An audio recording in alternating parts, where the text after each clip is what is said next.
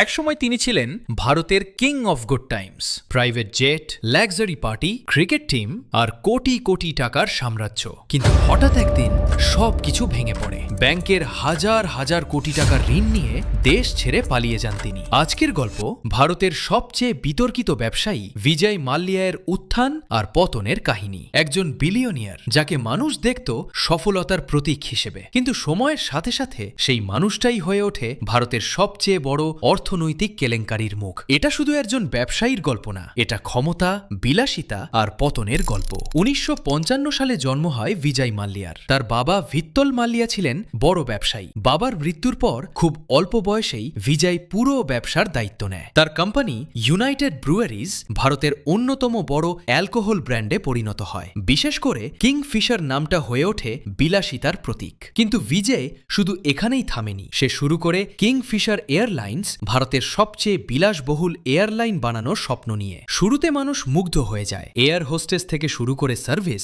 সবকিছু ছিল আলাদা। কিন্তু ভেতরে ভেতরে কোম্পানি ডুবে যাচ্ছিল ঋণের পাহাড়ে। একটার পর একটা ব্যাংক থেকে হাজার হাজার কোটি টাকা লোন নেওয়া হয়, কিন্তু ব্যবসা লাভ করতে পারেনি। ধীরে ধীরে কিংফিশার এয়ারলাইন্স ভেঙে পড়তে শুরু করে। কর্মচারীদের বেতন বন্ধ হয়ে যায়, প্লেন বন্ধ হয়ে যায়, আর ব্যাংকগুলো টাকা ফেরত চাইতে থাকে। এরপর যা হয় তা পুরো দেশকে হতবাক করে দেয়। 2016 সালে বিজয় মাল্যা হঠাৎ ভারত ছেড়ে চলে যায়। অভিযোগ ওঠে সে প্রায় 9,000 কোটিরও বেশি ব্যাংক ঋণ বাকি রেখে পালিয়েছে। ভারত সরকার তাকে ফেরানোর চেষ্টা শুরু করে। তার বিরুদ্ধে মানি লন্ডারিং, জালিয়াতি একাধিক মামলা হয়। কিন্তু ততদিনে সে লন্ডনে বিলাসবহুল জীবনে বসবাস করছিল। অনেক মানুষ বলেছিল, একজন সাধারণ মানুষ হলে কি এভাবে পালাতে পারত? একসময় যে মানুষকে ভারতের সফলতার প্রতীক মনে করা হতো, শেষ পর্যন্ত সেই মানুষটাই হয়ে যায় পলাতক ব্যবসায়ীর প্রতীক।